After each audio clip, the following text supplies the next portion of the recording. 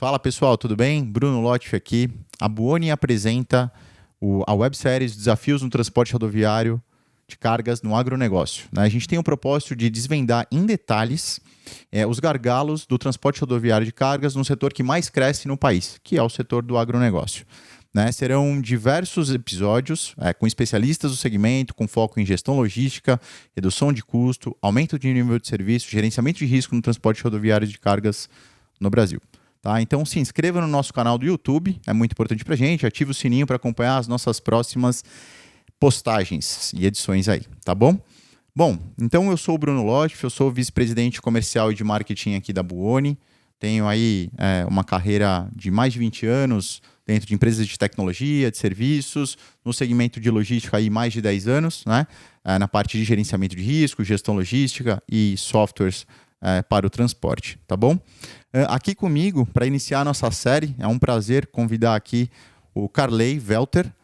O Carley fala em nome da Associação Nacional das Empresas Agenciadoras de Transporte de Cargas, é o diretor institucional da associação. Carley, seja muito bem-vindo, obrigado pela sua presença, fica à vontade para se apresentar aí para a gente.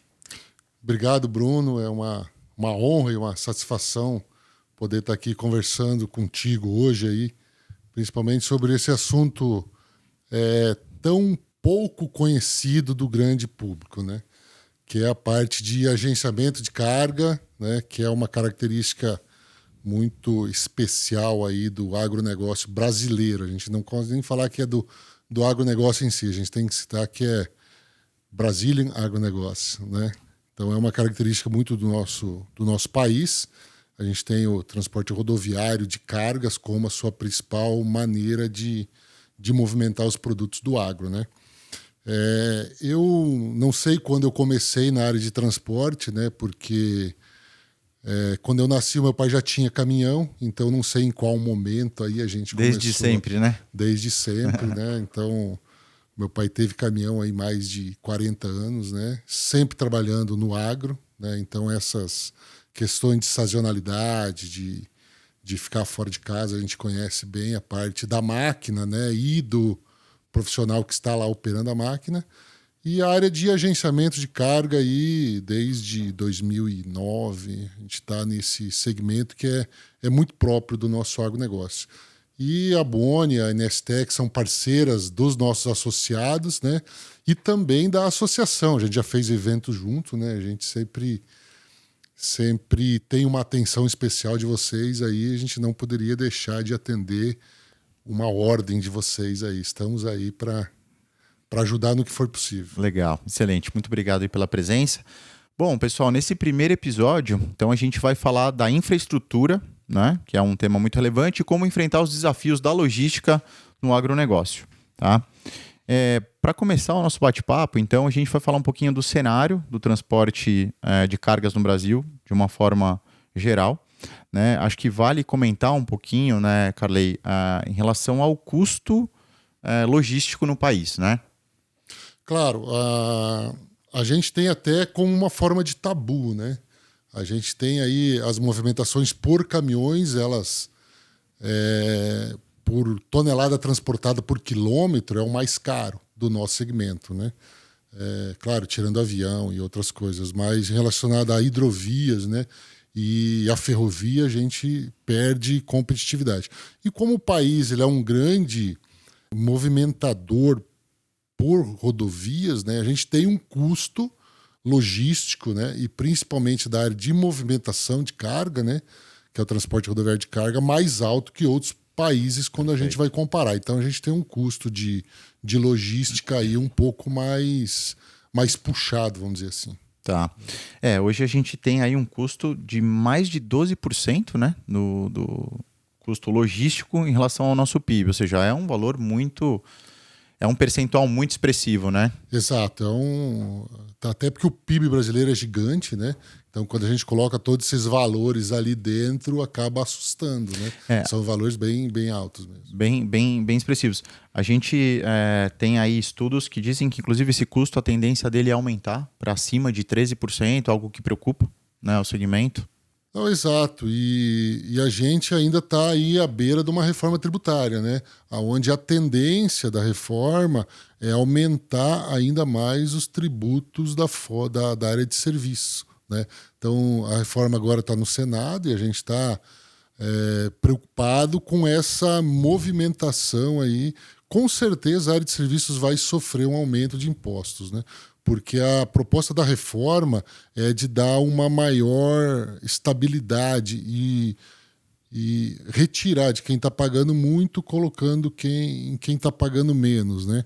Agora, esse é repasse direto na veia do consumidor final, né? Exato. Porque serviço está relacionado diretamente ao consumidor final, né? Vai acabar pesando no nosso bolso, né? Sempre, No final né? do Sempre. dia é isso que acontece. Exato. Quando a gente quebra esse custo logístico, né, a gente nota aí que 40% dos custos logísticos dentro do todo, né, 40% é do transporte longo percurso, né, que preocupa também, mas dentro da receita dos segmentos aí do Brasil, 21% da receita do agronegócio é custo logístico, né? Então, assim, com certeza é um investimento pesado. Daquilo que você faz, você já sabe que 21% você vai gastar para conseguir fazer com que o produto chegue ali no consumidor final, né? Exato. E é uma característica do agro brasileiro, né? Foi uma decisão tomada aí há muitos anos, né? Desde a década de 70, né? De se investir em rodovias, né? Exato. E aí a gente hoje tem esse cenário, né? E a gente precisa conviver com isso e, claro, né, toda a melhoria no segmento para essa. A gente vem melhorando, é que a gente vem melhorando muito lentamente. Mais lento até que o próprio crescimento do agro. Do crescimento do agro, né? É um fator importante, né? Quando a gente olha os percentuais, né, o Brasil ainda tem 61% do seu transporte no transporte rodoviário. A gente vê que os outros modais até têm uma representatividade, mas ainda pouco expressiva, né? Então, isso é algo que acaba concentrando o nosso transporte nas rodovias. E aí, quando você olha para as rodovias, falta um pouquinho de infraestrutura, principalmente quando a gente olha para a parte de cima aí do país, norte, região norte, nordeste, aí tem algumas rodovias um pouquinho precárias ainda, né? A gente tem esse dado, ele é um dado geral, né? 61%. Mas quando a gente setorizar isso, a gente for para o agronegócio, a gente tem quase 85%. Olha só. Da movimentação do agro no transporte rodoviário. No transporte rodoviário, porque aí também é uma questão geográfica. É impossível você chegar com ferrovias em todas as fazendas, com hidrovias em todas as fazendas. Então, esse número ele é muito grande e ela é muito difícil de combater no agronegócio.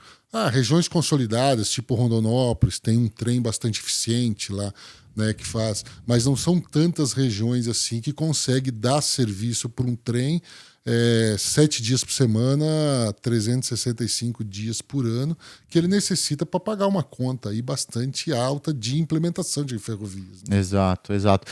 Quando a gente compara com outros países, né, por exemplo, os Estados Unidos têm 20% a menos de transporte rodoviário, né, e muito, muito mais gasoduto, né? 22% do transporte dos Estados Unidos é em gasoduto, algo que a gente não vê aqui praticamente, né? E aí quando a gente leva para o que isso tem de implicação, ter tanto transporte rodoviário, muitos acidentes, né? Muitos roubos de carga, né? Então isso são fatores aí relevantes que também no final do dia aumentam o custo, né? Você tem muitas mil mortes por acidente, né? Isso além de vidas que são irreparáveis, né? Que não tem preço, mas você tem todo o prejuízo atrelado a isso, e o roubo de carga também, com mais de 14 mil eventos por ano, ele traz aí um prejuízo financeiro de mais de 1 bilhão. Né? Então, enfim, é muito preocupante esse cenário no país. Né? Essas questões, principalmente da área de acidentes, né, é uma luta constante dos transportadores para reduzir, né? Porque, como você falou, além da perca das vidas, né, a gente tem prejuízos econômicos quando você sofre acidente e também longos períodos parados nas rodovias, né, para poder atender um acidente desse. Então, tem rodovias que chegam a ficar 10, 12 horas paradas e o caminhão está lá parado, né, esperando para poder... Então, eu acho que todo mundo perde muito, né, com essa questão aí da dificuldade ou da da estrutura precária das nossas rodovias, né? Não só o transportador rodoviário de carga, mas com o próprio usuário, com carro, com moto, né? Exato. E no final, isso é custo, né? Então, aqueles 12, 13% que a gente falou ali, né, sobre o PIB, quando a gente compara para outros países, como os Estados Unidos, que a gente acabou de falar, que é 8%. Né? Então, ou seja, a improdutividade do nosso transporte, o que ele onera o nosso PIB é algo muito, muito expressivo, né? Exato. Falando de malha rodoviária, né, ferroviária, isso que você apontou aqui há pouco, a gente teve até uma evolução no país, né, em relação ao avanço da malha ferroviária, mas que não dá para comparar com os outros países, né? Você vê região, de novo, né, norte e nordeste, muito pouco trem, né? Obviamente com dificuldades inerentes à nossa dimensão geográfica, a parte de hidrográfica do país também, mas que é muito pouco explorada, né? A gente teve aí alguma evolução de 2006 até 2023, mas pouco expressiva, né? A gente tem algumas características do agro brasileiro e principalmente da geografia brasileira que dificulta também outros modais, né? Então, por exemplo, vamos falar de hidrovias, né? Os Estados Unidos eles têm mais de 300 mil quilômetros de ferrovia, né? E a movimentação do agro deles é ferroviária e hidroviária. Exato. Né? Então, só que eles têm um rio que cruza a parte produtiva deles, né? Até no Golfo do México, né? Como se a gente tivesse um rio de Rondônia cruzando lá o Mato Grosso, Goiás, ou o Mato Grosso do Sul chegando em Santos, né? Um rio totalmente... Claro que ele não era navegável, mas hoje ele é navegado. Sim. Eles drenam o rio, eles têm toda uma tecnologia para possibilitar esse escoamento pela hidrovias. A gente não tem isso. Os melhores rios navegáveis nossos estão no norte, né? Uhum. E a produção não está no norte, produção agropecuária, né? Ela está no sul, sudeste, centro-oeste, né? Se falar de grãos, aí o ênfase é no centro-oeste, onde a gente praticamente tem rios que na época da seca que estamos terminando agora, a época do inverno, ele quase seca, né? Uhum. Muitos bancos de areia, você não consegue navegar neles, né? E a gente tem a dificuldade de chegar com ferrovia, né? Por causa de custo, a gente tem morros e montanhas aí para vencer. E mesmo tendo aumentado, né? O TQU aumentou bastante, né, Calei? A tonelada por quilômetro útil aumentou, né, nos últimos anos, mas mesmo assim ainda pouco expressiva em relação ao todo do transporte, né? Se a gente considerar que em 2006 o país produziu 117 milhões de toneladas. Tá. Né? Em 2023, a gente produziu 212, né? Está terminando a apuração da safra passada, né? Então, a produção cresceu quase 3 vezes, né? E as ferrovias e hidrovias, elas pouco andaram. Uhum. Então, o transporte rodoviário de carga, ele vem atendendo essa demanda, né? Perfeito. Tem os problemas com o custo, tem os problemas com a questão toda estrutural, né? Mas ele vem atendendo o crescimento do agro. E é importante que diga que esses outros modais há necessidade de tê-los. Com certeza. Né? A gente sempre dá um exemplo bastante... você acabou de falar dos Estados Unidos. Os Estados Unidos têm 350 mil quilômetros de ferrovia. Tem 22 milhões de caminhões. Né? A China deve ter mais ferrovias que os Estados Unidos, né? Porque ela faz mais ou menos 3 mil quilômetros por ano. Né? Claro que muito é passageiro e tal, sim, né? sim. Mas usam também para fazer... A China tem 30 milhões de caminhões. Né? Então, quando o pessoal nos pergunta assim, vocês são rodoviários de carga, vocês são contra o trem? De forma alguma. Né? De forma alguma. O Mato Grosso, principalmente, chegou aí em 100 milhões de toneladas, muito por conta da intensificação da utilização da hidrovias do Tapajós em Miritituba, né? E da chegada do trem em 2012 em Rondonópolis, vindo de Alto Araguaia, já fazendo a extensão da Malha Norte. Né? Então, com esses dois modais, né? Com a ampliação desses modais, O Mato Grosso conseguiu chegar em 100 milhões de toneladas. Né? Então, hoje é praticamente 30% dos grãos produzidos no país. Muito por conta da maior participação de outros modais. Então, de forma nenhuma, a gente é contra outros modais. Né? A gente só, às vezes, fica um pouco atento nessas questões, principalmente governamentais, que não é de hoje, já vem de outros tempos, onde se cria um foco em um determinado modal e se dá uma esquecida ou se dá menos importância aos modais que já estão operando aí. Não tem rodovia, né? Não tem investimento em porto, né? Porque a gente no Brasil não tem nem hidrovia. A gente tem alguns rios navegáveis onde é que o pessoal se arrisca em navegar. E uma hidrovia é com drenagem, com plano ela fica toda ela mapeada, né? Ela precisa ter um certo trato igual não no mesmo nível de uma rodovia, mas ela precisa se manter navegável por muito tempo. E o Brasil tem rios navegáveis. Tem que ter manutenção. Exato. As empresas, heroicamente, até vamos dizer, elas acabam fazendo as operações nesse rio mesmo com o mínimo de segurança que deveriam ter. Então, de forma alguma, a gente é contra outros modais ou tem alguma restrição.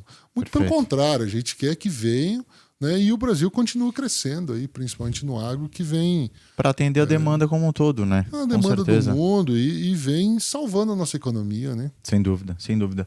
Mas então, a partir do que a gente colocou aqui, diante dessa oportunidades e dificuldades, você considera que o transporte do agro é o rodoviário?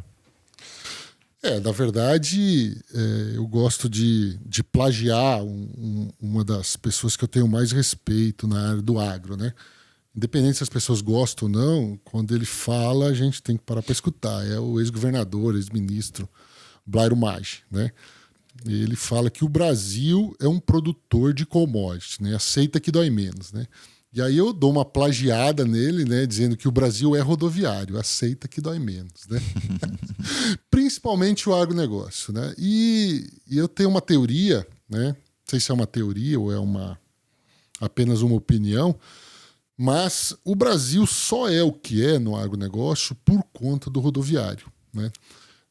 Vou te dar um exemplo bem fácil de entender. Se nós esperássemos o trem chegar em Rondonópolis para começar a plantar soja, a gente ia esperar até 2012, né? E a soja começou lá no final da década de 60, início da década de 70. Então, aonde vai um doido com trator, vai um maluco com caminhão atrás. Então, se for isso no interior do Mato Grosso, do Pará, do Paraná, né, ou de São Paulo, de qualquer lugar, o rodoviário ele acaba dando a sustentação nas movimentações. Viabilizou a economia do país, né? Total, viabilizou total e viabiliza, inclusive, se o produtor agora estão plantando em Rondônia, no Amapá, estão lá os caminhões para fazer as movimentações necessárias, tanto levando insumos como trazendo a produção. Perfeito. Né? Então, o Brasil, sem dúvida nenhuma, e eu me arriscaria a dizer que sempre será rodoviário, né, basicamente, sem nenhuma detrimento aos outros modais que venham, que se intensifiquem, que aumentem também, né, a participação, que ajuda a crescer e em algum momento sempre o produto vai subir sobre rodas, né? Então estaremos lá para fazer a movimentação. Excelente. Muito legal o papo até aqui. E aí, falando então de fato que o transporte do agro é um transporte prioritariamente rodoviário, o que você acha que a gente pode fazer no transporte rodoviário para melhorar nível de serviço e reduzir custo? A gente tem... Para o transportador, ele precisa trabalhar com os fretes retornos, né? Mas a gente tem, dentro do agro, a gente tem um volume limitado, né? Então, conforme a produção cresce, há um percentual que é de retorno para o agronegócio, né? Mas eu acredito que o transportador, ele procurando um pouco mais, às vezes, até sair do seu segmento, né? A gente tem bastante cargas de retorno para a origem, né, de outros segmentos, tanto de mercado, material de construção, né? E às vezes o transportador que é muito focado no agro, ele não olha essas, né? Às vezes ele não tem acesso à informação, ele não sabe aonde procurar, né? Isso também é possível, né? Mas ele fica muito focado nesse negócio do agro. Se não for adubo, não vou levar. Se não for defensivo, não vou levar. O que você tem? Eu tenho telha. Não, mas telha nunca carreguei telha, né?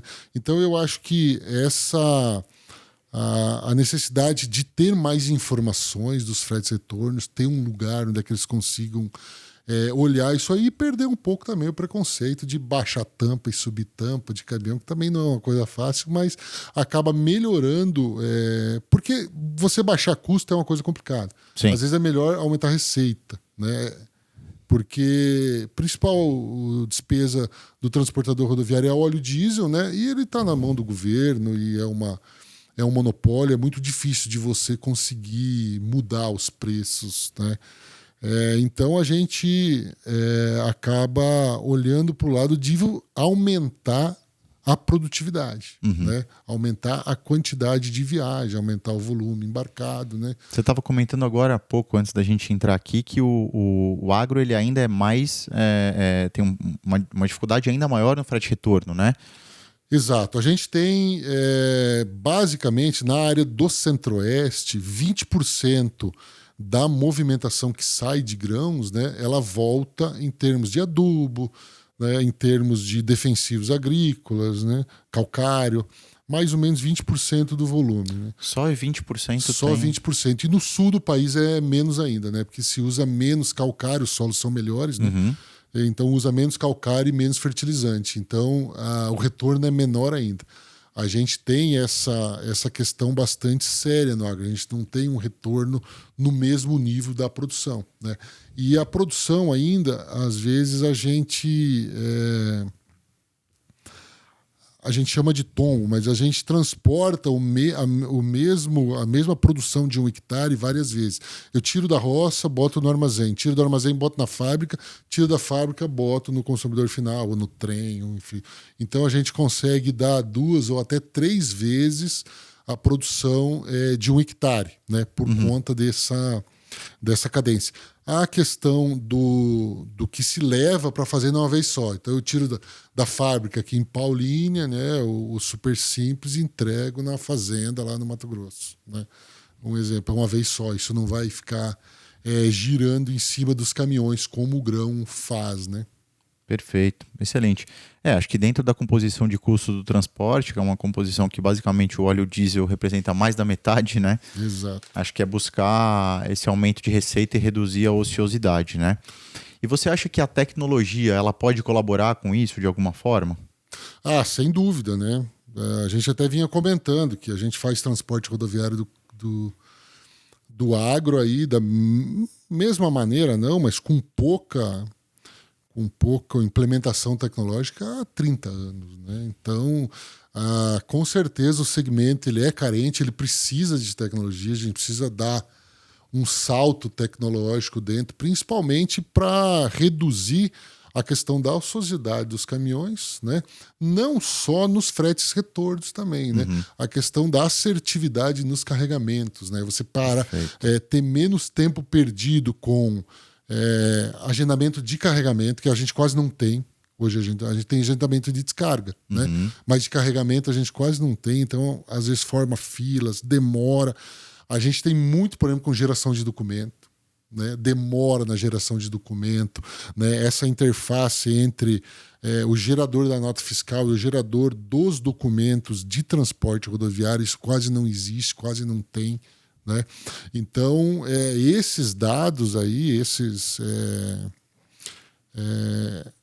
essa questão de tecnologia ela é bastante importante. Agora, tem muita coisa a ser descoberta, né? Sim. A ser criado. Né? Então, acho que é um campo para vocês aí. Não, sem dúvida. Acho que o que você está colocando né, processos. Né? Tudo que a gente fala de logística que reduz tempo traz benefício. E tudo que automatiza processo para reduzir a complexidade, né, e fazer com que o transporte seja mais fluido, melhora também a logística do cliente. Né? Sem dúvida. Eu lembro que eu trabalhava na operação quando a gente ainda tinha que digitar número de nota, depois passou para digitar os códigos de barra das notas dentro dos sistemas, né? Então isso era um gerador de erro de documentação fantástico, né? Fantástico. Então aí começaram os leitores de código de barra, né? E depois veio as integrações com XML e tal, né? Então isso foi um ganho muito grande, não só na questão de você ganhar tempo com isso, mas na redução de erro para depois ficar corrigindo a parte de documentação toda. Né? Perfeito. O retrabalho, né? Que a gente fala. O famoso retrabalho. Exato. Queria falar um pouquinho, Calei, sobre a dinâmica do cálculo do frete, que acho que é um tema aí que você conhece bastante. Queria que você explicasse um pouquinho para a gente as variáveis, enfim, a formatação aí do preço, o que impacta aí, né, nesse custo frete hoje no mercado. Não, legal, Bruno. Tem umas 2 horas, então. Vambora. Tá bom.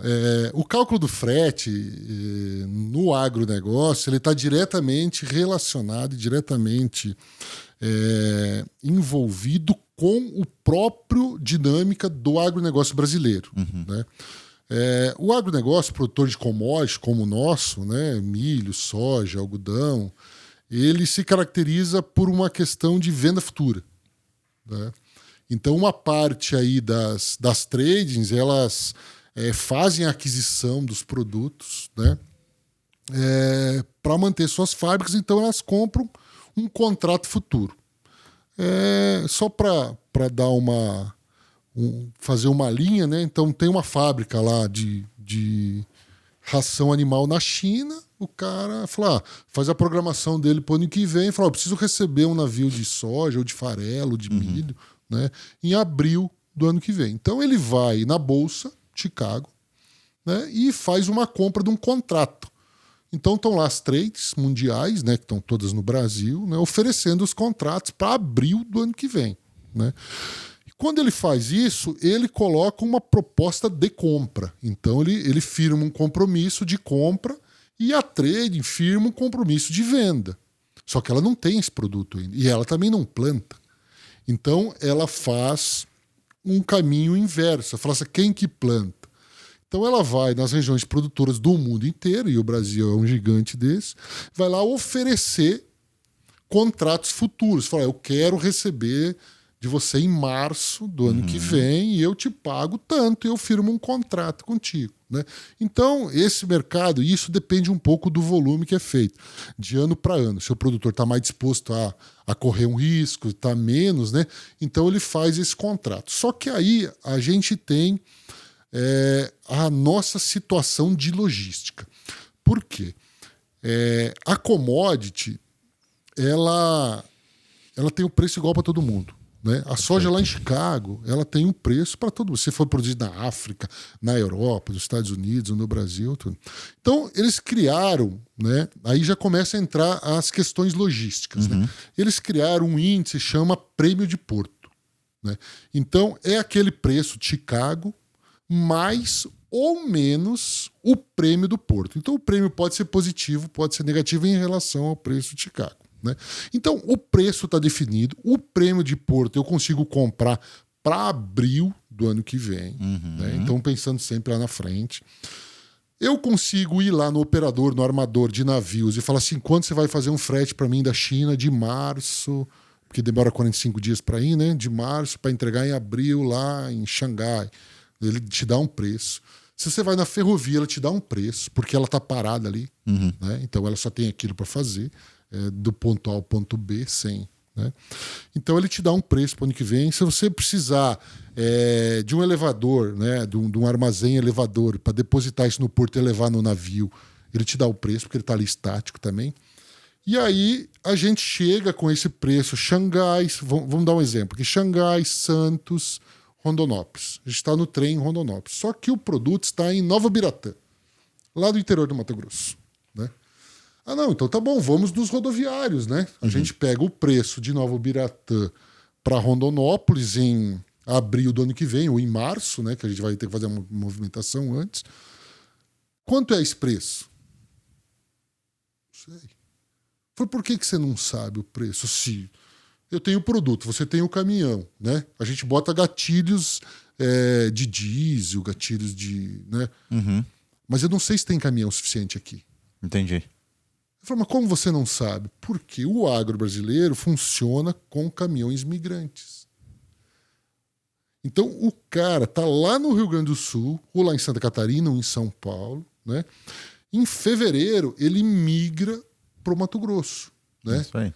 E ele migra por quê? Porque lá está colhendo, Safra, nós só né? temos 66% de armazenagem, eu preciso movimentar rápido, porque eu não tenho onde guardar tudo. Isso é um fato. E o chinês já está esperando lá, né? Então, mas quando ele vai vir? Primeira quinzena de fevereiro, segunda quinzena de fevereiro, né? Ele não vai vir, né? Então, é muito difícil você... a gente, claro que a área de logística das trades, ela vai ter que dar um preço para o comercial. Ela vai ter que falar alguma coisa. Fala, mas quanto é? Porque eu preciso fechar lá com o chinês, eu preciso botar na minha planilha. Aí ela vai estimar o valor. Falar, é R$200 a tonelada. Falar, tá bom, botou R$200. Quando vai operar, ela vai conseguir realizar por 200? Não sei, nem ela não sabe. Pode ser que sim, pode ser que não. Pode ser que aumente o diesel tanto, né, que ele acaba virando um componente importante Porque hoje, quando a gente fala de preço de frete rodoviário no agronegócio, o diesel não entra na nossa conta. Mas em algum momento pode entrar. Porque eu não consigo movimentar meu caminhão com esse preço de diesel. Né? Eu vou esperar os preços de frete subir. Sim. Né? Sem eu falar que é culpa do diesel, o próprio embarcador ele vai precisar subir o preço para atrair caminhões para o embarque dele. Né? Então, a dinâmica do cálculo do preço do frete ela é 100% mercado. É oferta e demanda. Oferta Perfeito. e demanda de caminhão e de produto. Né? E falando nisso, Carley, não, incrível a explicação, muito, muito bacana mesmo. Aí você falou, né, que o transporte do agro ele é migratório, né, vai para onde está a safra e tudo mais. E aí pensando, né, obviamente a associação, qual que é o desafio maior? Onde operar com frota, onde operar com o contratado, subcontratado ali, o agregado, enfim. Me fala um pouquinho da tua opinião a respeito disso. Tá. Esse é um tema que dá grandes brigas, né? Internas, inclusive. Polêmico. Né? Isso. Mas só voltando a uma questão. Como o caminhão ele faz migração, né? Se o produtor rural ou se a trading, né, quisesse que eu não quero correr esse risco, né? Eu vou remunerar o seu caminhão para ficar aqui parado no período da entre safra. Perfeito. Porque na safra eu quero ele, né? Aí os custos de frete subiriam e o produtor receberia menos pelo produto, porque o custo aumentou e a trade vai repassar pagando menos a soja, né? E aí você fala assim, é melhor terceirizar. Mas teria o veículo disponível full time, né? Exato, né? Aí é melhor terceirizar ou ter frota própria? Depende muito. No agronegócio, né? Por essa característica nossa, ele não funcionaria sem a terceirização, né? Hoje, se os nossos custos logísticos já estão em 12,6% do PIB, né? Você imagina a gente remunerar caminhão parado. Ia lá para cima. Se a gente está aqui discutindo alternativas para os 40% que roda vazio, imagina um parado, né? Porque, como tem a safra, tem a entre safra, né? A gente teria uma ociosidade de caminhões. Por isso que os caminhões migram, né? Então eu não vou remunerar quando o volume de produto cai, o frete cai junto e os caminhões começam a abandonar a região e ir para outra. Sai do Mato Grosso, vai para Goiás, depois acaba na Bahia, volta para o Paraná, vai para o Rio Grande do Sul. Então ele fica migrando de regiões em busca do melhor preço de frete. E o agenciador de carga, ele é uma peça fundamental no agronegócio brasileiro, porque ele está para receber o caminhoneiro migrante no Tocantins, no Maranhão, no Rio Grande do Sul, em Santa Catarina, em São Paulo. Então ele faz todo o recebimento desse caminhoneiro migrante, gera os documentos, paga seguro, paga frete adiantado, né? Então ele basicamente ele mantém o fluxo do agro sem parar. Então a gente acaba financiando uma boa parte das movimentações do agronegócio. E é impossível você ter agronegócio no Brasil sem ter terceirização, sem ter agenciamento de carga. Perfeito, excelente. Falando do caminhão rodando vazio ainda, né? Acho que é um tema que não quer calar, e a ociosidade da frota é uma coisa que eu já sofri na pele isso e sei como é que funciona. Né? Na tua opinião, né, desses 40% de veículos ociosos que a gente tem aí, o que você acha que a gente poderia fazer para reduzir a ociosidade da frota? Pode ser em termos de tecnologia, operacionais, enfim. Como é que você enxerga isso? Como é que a gente conseguiria reduzir, obviamente direcionado para o agro, mas enfim, no transporte como um todo? Eu acredito que a maneira que a gente tem de reduzir a ociosidade no frete retorno é a gente aumentar a disponibilidade de cargas ou de oferta de cargas que a gente consiga, aí é com tecnologia, consiga atingir esse caminhoneiro. Perfeito. Né? A gente hoje tem vários aplicativos de oferta de carga e tal, né? Mas eu acho que falta falta alguma coisa nesses aplicativos que atraia realmente o interesse do caminhoneiro, né, por essas cargas fora do segmento deles, que a gente sabe que tem. Isso né? é importante que você falou, né? De repente o cara do agro ter disponível frete de outros segmentos. Exato. Né? Porque exato. ele acha que, só tenho agro, só recebo agro e eu não tenho retorno para o agro, mas eu tenho retorno, às vezes, de um outro segmento que eu consigo colocar na minha carreta. Né? Como a gente falou antes, às vezes o cara traz pluma aqui para Santos, para exportar, né? E se ele não tiver fertilizante, ele volta vazio. Perfeito. Só conheço fertilizante. Mas aqui a gente tem produto de mercado, a gente tem produto de material de construção, né? A gente tem outros. Eu acho que um pouco, às vezes, até é uma falta de conhecimento, né? Do mercado de uma forma mais macro, né? De alguns transportadores. Perfeito, excelente. Eu acho que isso aí ajudaria bastante. Só que aí não tem como a gente passar sem ser tecnologia. Tem que ter uma maneira fácil do cara se conectar a essas cargas aí. Excelente. Falar de um tema aqui que é bem importante aí no agro, não só no agro, mas no transporte em geral, que particularmente eu gosto bastante, que é o gerenciamento de risco, né? O gerenciamento de risco no transporte de carga. E a gente viu que o transporte, o volume de frete para o agro, ele cresceu muito, né? Principalmente aí no primeiro semestre de 22, ele cresceu 30%. E não só teve esse crescimento, mas também o valor do dólar nos últimos anos, aí, o aumento do valor do dólar fez com que as cargas valessem muito mais, né? E essas cargas que antes não eram exigidos muitos protecionais, até porque o valor do frete do agro não permite, né, tanto a margem para colocar protecional, fez com que a gente se tornasse mais vulnerável e ficasse exposto ao roubo de carga no agro. Como é que você enxerga o gerenciamento de risco e o roubo de carga no agro hoje? Esse é um tema, Bruno, que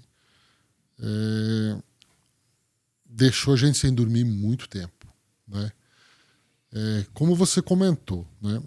A gente tinha preços de carga mais baixos, né? As cargas eram mais baixas, e com a subida do valor das commodities e do dólar, né? A gente passou de ter valores de uma carga de soja de R$80 mil para R$250 mil, meio que do dia para a noite, né? E isso causou um impacto dentro do segmento de transporte rodoviário de carga, principalmente no nosso segmento, que é a área de terceirização. A gente subcontrata, a gente não tem... a minoria é caminhão da frota, minoria mesmo, né? Então a gente tem um desafio grande.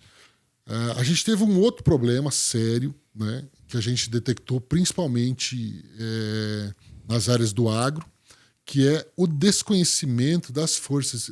Tinha um desconhecimento das forças de segurança pública de como a gente opera, como o agro brasileiro opera, né?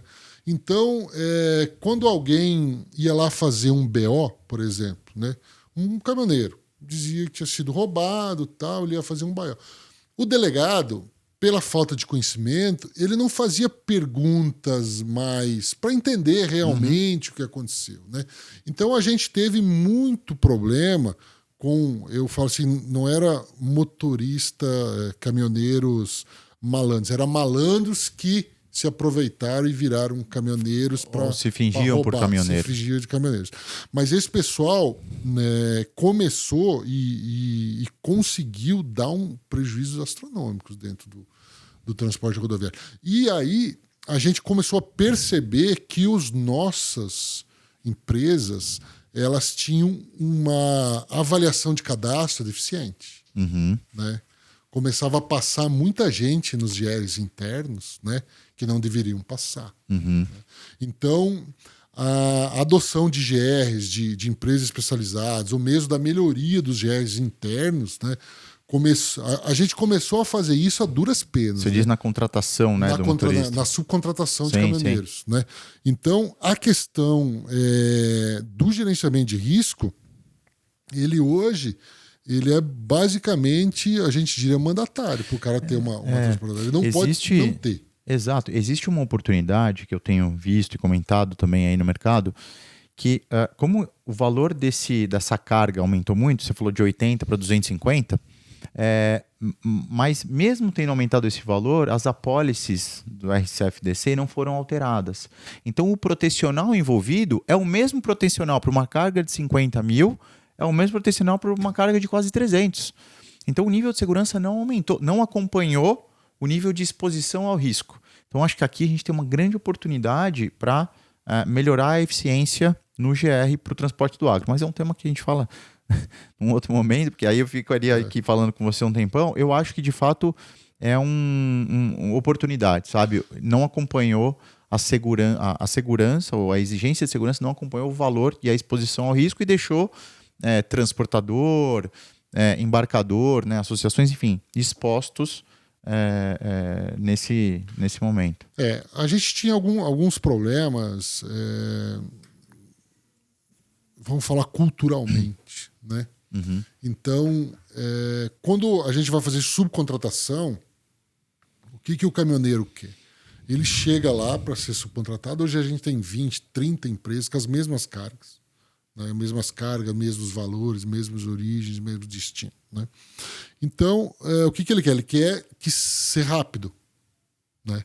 Então, a transportadora que fazia um gerenciamento de risco, fazia um cadastro de consulta mais apurado, ele não ia lá. Porque vai demorar muito para liberar meu cadastro. Né? Só que isso começou a gerar uma ciência dos bandidos sobre aquela transportadora. Né? Porque falar, ali o cadastro é mais light, né? Eles não avaliam com tanto critério, eles não fazem checagem fora, faz só uma... E eles começaram a ser alvo muito mais recorrente de quadrilhas, porque são quadrilhas especializadas de ladrões de carga, né? E isso acabou obrigando essas empresas e as seguradoras a mudar um pouco também a cultura delas. Isso. Porque a seguradora queria vender preço. Não precisa fazer o cadastro aí. Aí vai ficar mais barata a sua contratação. Né? Só que quando ela começou a ser roubada 1, 2, 10 vezes na semana, ela falou, peraí, né? Você falou que eu não preciso consultar, né? Não, agora tem que consultar, mas eu não quero você, eu quero o outro que vai me dar sem consulta. Exato. No agro, a gente tem aí as principais cargas ao alimentício, né? Principal, avisada, defensivo também é supervisada. Mas também as cargas de commodity com muita falsidade ideológica, né? Muita falsificação de documentos, né? Então isso tem muito desvio. E em relação à estatística, assim, São Paulo e Rio de Janeiro e Minas, com 80%, né, da sinistralidade do Brasil em roubo de carga, então de fato é muito expressivo. Mas acho que tem um fator relevante que é a dificuldade, inclusive na contratação de motoristas, né? Porque eu passei por isso, vi isso na pele. Assim, hoje a gente tem dificuldade em ter mão de obra qualificada e bons motoristas, né? Assim, tem muita gente muito séria, mas não é uma mão de obra tão disponível quanto antigamente, né? Antigamente o pessoal fazia carreira como motorista e gostava muito dessa carreira. E aí depois mudou bastante, né? Eu acho que tem ainda essa galera, Bruno, só que aumentou muito a demanda. Aumentou. Né? A necessidade aumentou muito. Então, tem essa galera que é muito sério. A gente praticamente não tem problema com frota. Tá. Né? Em roubo, desvio de carga. Tem muito pouco, né?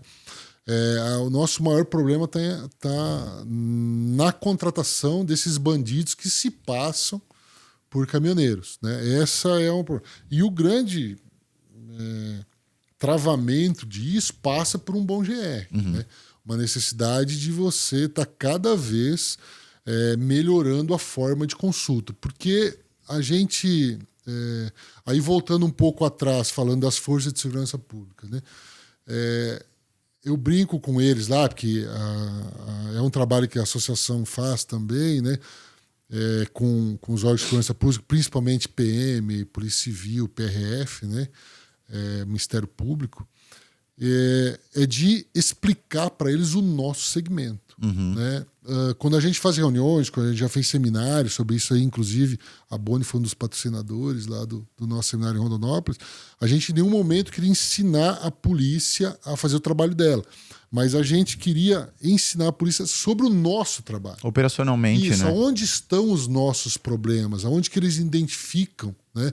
E eles podem nos ajudar. E hoje a gente tem regiões como Paraná, regiões como o Mato Grosso, que os malandros lá, as quadrilhas, estão com cada vez mais dificuldades de operar. Então eles estão voltando, e isso é preocupante também, mas eles voltam num modus operandi de antigamente, que é sequestrar motorista, que é realmente roubar a carga, deixar em cárcere privado. Né? E isso também é bastante preocupante, né? Porque como ele não conseguia mais ter a conivência do motorista, né, dos bandidos caminhoneiros, né, eles começaram a realmente praticar assaltos com sequestro.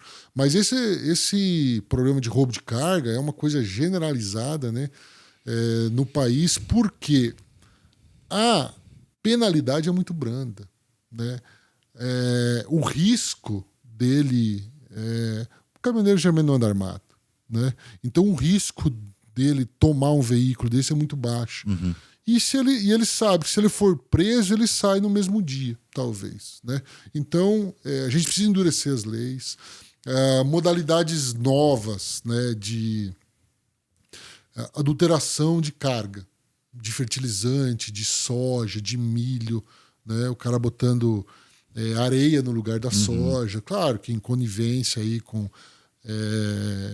bandidos também que estão lá na área de recebimento das empresas, né?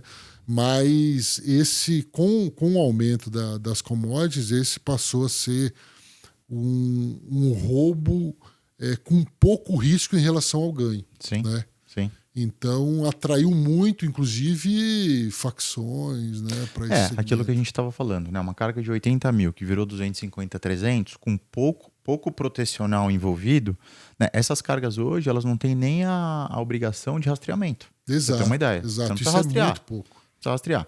Então, mas mesmo assim, a Boni é uma gerenciadora de risco especializada no agro, né? A gente tem alguns segmentos de especialização, o agro é um deles, onde a gente é bastante forte.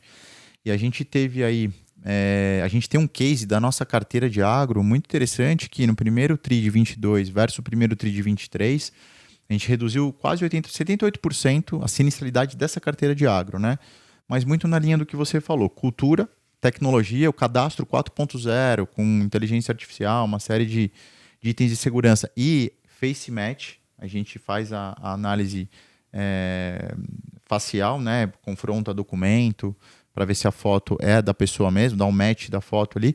Checa os documentos. Isso, check ID, nos órgãos, né? Então a gente tem um case bem interessante, mas de fato é um segmento aí de muita atenção, que o GR precisa ter muita atenção.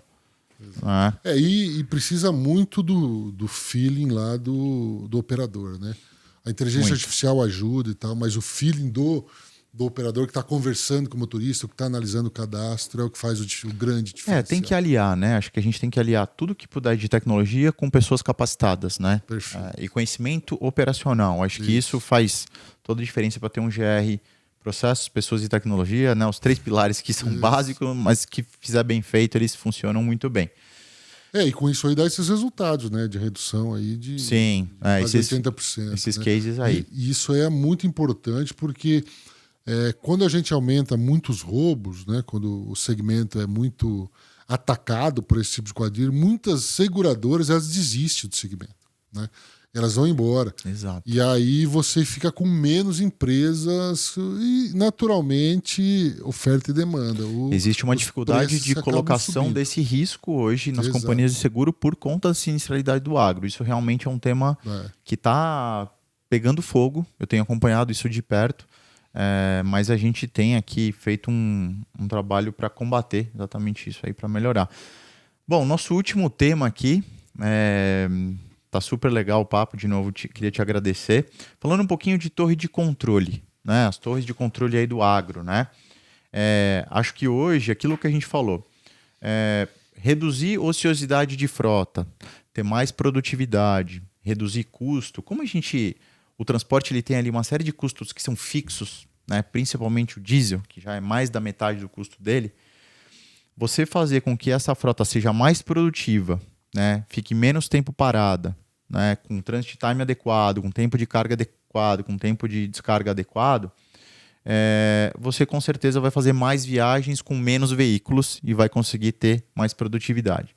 E aí vem a questão das control towers aí, né? Qual que é a tua opinião em relação às torres de controle? O que você acha da tecnologia para torre de controle?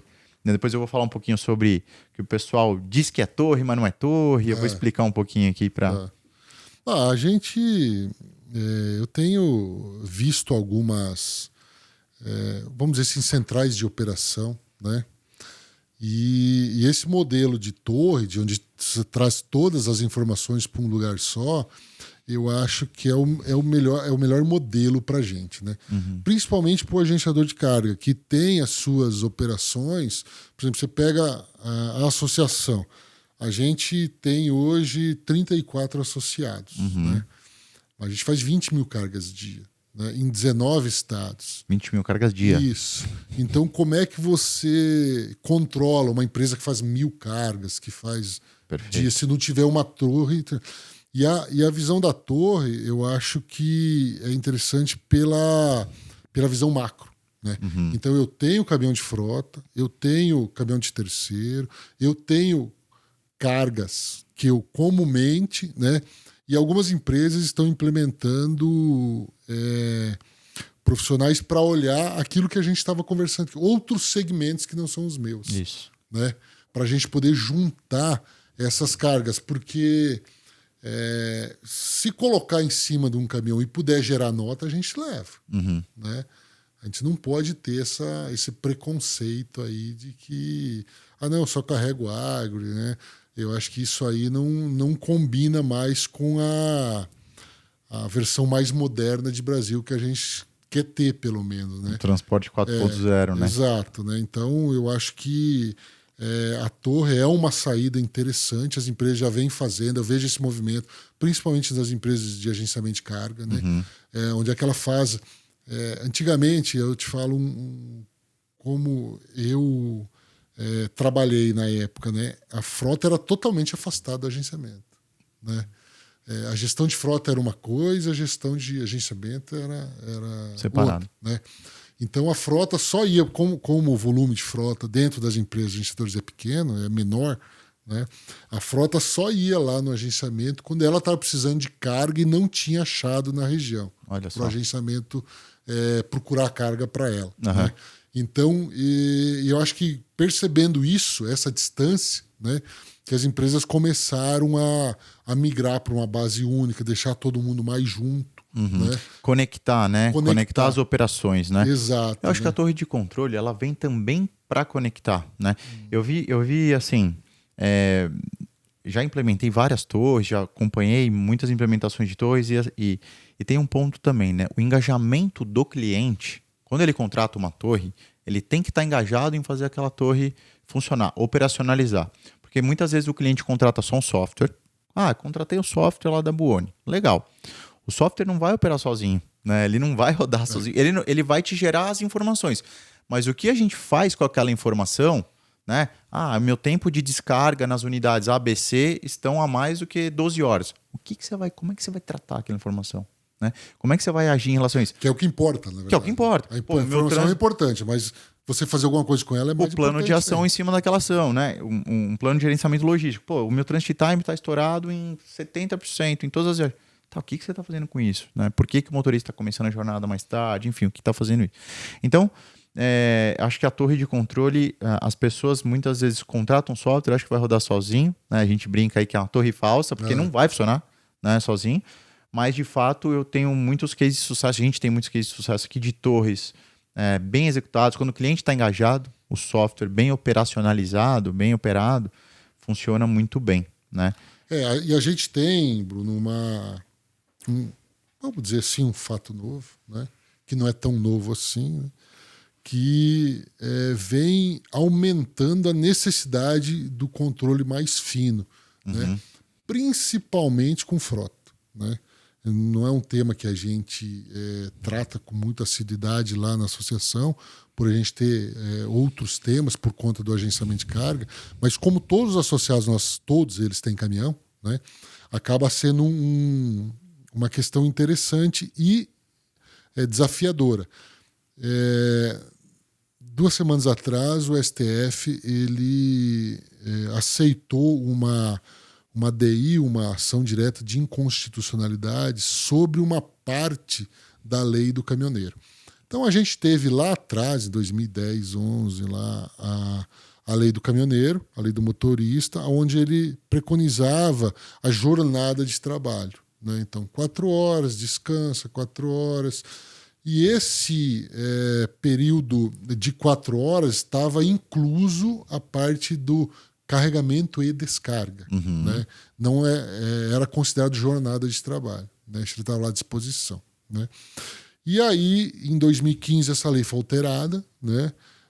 Transformando somente jornada de trabalho quando ele estava dirigindo. O tempo em movimento. Tempo em movimento, dirigindo. E há 2 semanas, acho que foi atrás, 3, o STF considerou inconstitucional uma parte dessa lei, inclusive essa parte transformando todo o tempo de espera em jornada de trabalho. Né? E isso aí vem trazer uma outra realidade para a gente. Né? Então, quanto menos tempo se perder entre carga e descarga, né? O caminhoneiro parado lá para fazer alguma manutenção no período que ele estiver. Então há um trabalho muito intenso hoje, a gente vê dos setores jurídicos das empresas para poder adaptar isso juntamente à área operacional. Sim. Como que vão trabalhar para atender a legislação, né? Mas para dar a melhor produtividade para o caminhão. Então isso é um desafio, né, que vocês podem até, já devem estar operando, mas colocar dentro do seu da sua operacionalização de torre, né, que vai vir com uma necessidade muito grande do mercado. Quem não tem próprio, por causa de tamanho, vai ter que contratar terceiro. Isso. O primeiro ponto é você ter a visibilidade disso, né? Exato. Então, está todo mundo agora buscando ter essa visibilidade, porque antes você não sabia. Quanto tempo eu tô na descarga? Quanto tempo eu tô aqui para carregar? Né? Já antes eu sabia quando excedia lá, que dava estadia. Isso, exatamente. Pontuais, né? Mas tem a questão do free time, tem tudo mais. Então, assim, agora a gente precisa estar muito conectado com isso por conta das adequações da lei. Mas então é isso para esse nosso primeiro episódio. Carley, eu queria te agradecer imensamente aí pela participação. Muito obrigado. Em nome da NSTech, em nome da Buoni, queria te agradecer. Eu queria agradecer a todos aí que estão assistindo com a gente. Muito obrigado. Até o próximo episódio, pessoal. Se inscreva no nosso canal, no canal da Buoni, no YouTube. E siga as nossas redes sociais. Um abraço. Valeu.